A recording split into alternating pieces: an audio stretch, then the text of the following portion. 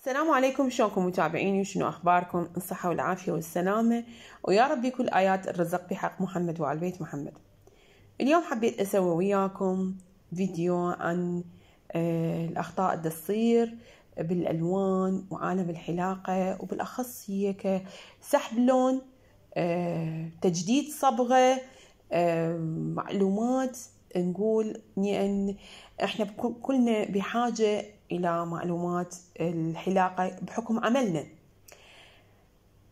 لكن احب انطي معلومات او نصائح. احب انصح نفسي قبل لا انصحكم. بنات، يعني ارجع واكرر واقول بنات، لون ما واثقة من عنده، ما تعرفين شنو انه يطلع او ما يطلع، ما اشتغله. الله يوفقكم. سحب بالبيت، يعني نصيحة، سحب بالبيت، للسحبين شعرك بالبيت. مو انه مسألة يعني فلوس او لا، ثقوا بالله، لان السحب بالبيت يكون غير عن السحب عند ام الصالون او بالمركز. ليش؟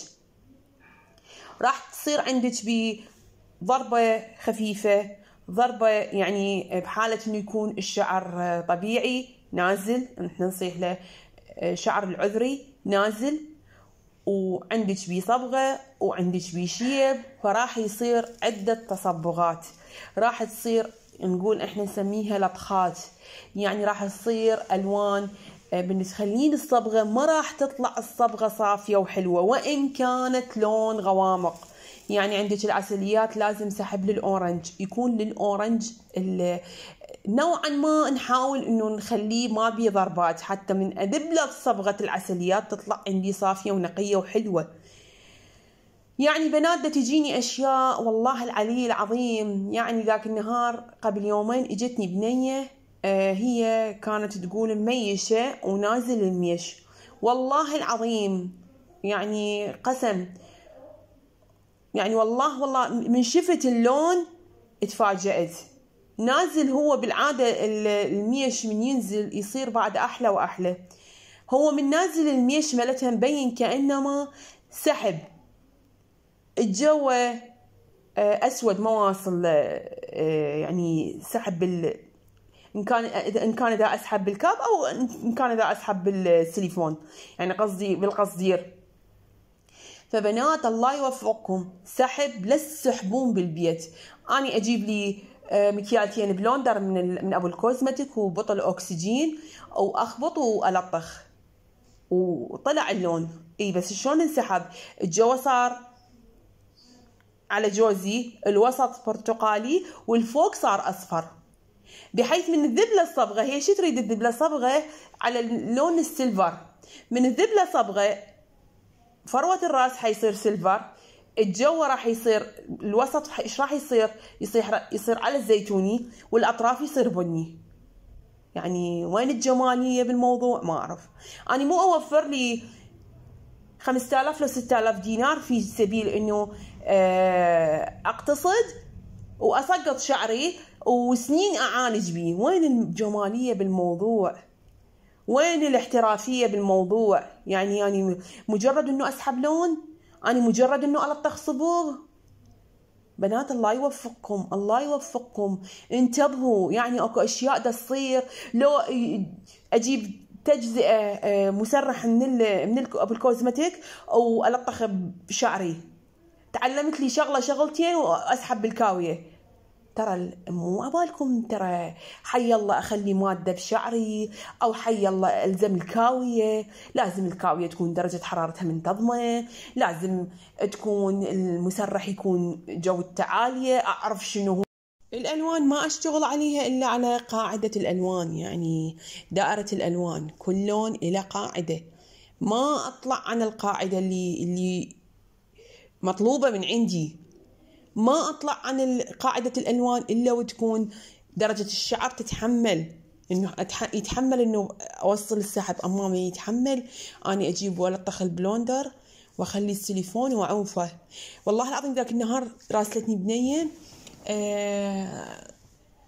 ساحبة شعر، طبعا هاي انصح نفسي وانصح غيري، ساحبة شعر البنية وتاركته جايتها غير زبونة أيضا مشتغلين على شعرها، فناسية ما أعرف شنو السالفة، خابرتني بحيث تريد تبكي. أم حمودي الحقي لي إيش أسوي؟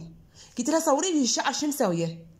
من مصورته يا بنات خالة البلوندر وعايفته، خالة البلوندر وعايفته، بنعايفته القاعدة مالت الشعر فاتحة شكل زين والأطراف فاتحة شكل وصاير تلطيش. أني من أسحب شعر أخلي بلوندر وأكسجين ما أعوفه، أظل قاعدة أني يم الزبونة ما أتحرك. هذا الشعر ساعة بساعة يفتح، قاعدة الشعر تفتح إلها وقت، أطراف الشعر إلها وقت. فأرجع وأكرر، اللي عندها تسريح يكون سرعتها شكل، اللي عندها حنة مرة واحدة سرعتها شكل، اللي أما بالنسبة للحنة الإماراتية ما أشتغلها نهائيا، ما أتقدم لها أصلا صابغة حنة إماراتية أشوف التيست، مرات التيست ينقطع بيديه، فاني على شنو دا أعرض نفسي للخطأ والمساءلة؟ تمام.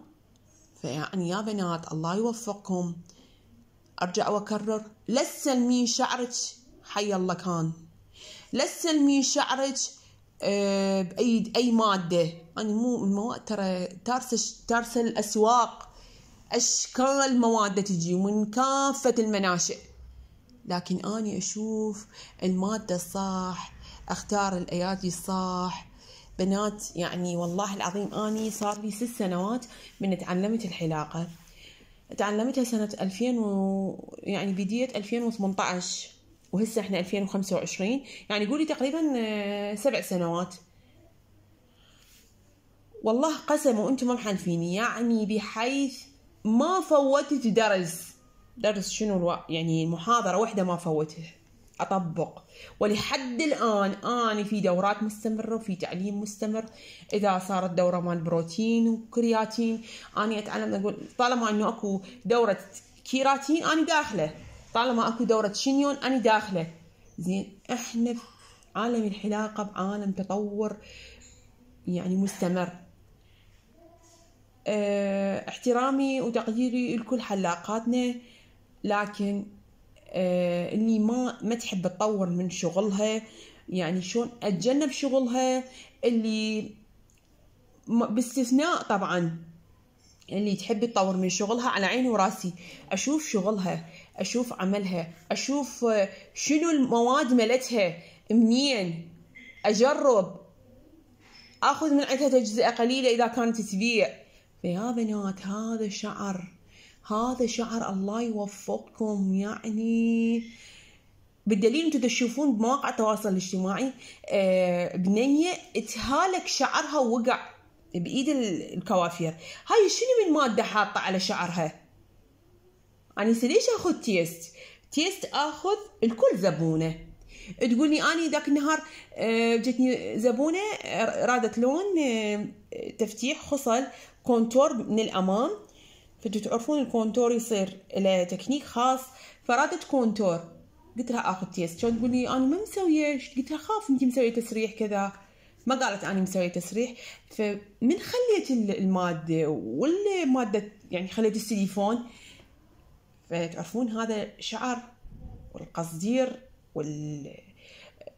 مادة الأكسجين الفول مالتها راح يكون بحرارة انقطمت الخصلة.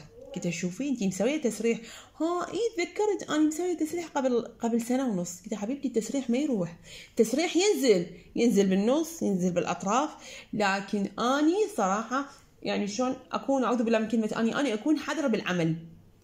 فيا بنات الله يوفقكم، خلينا نكون حذرين بعملنا، خلينا نكون حذرين على شعرنا، يعني مو حي الله نسحب، مو بأي بلوندر نسحب.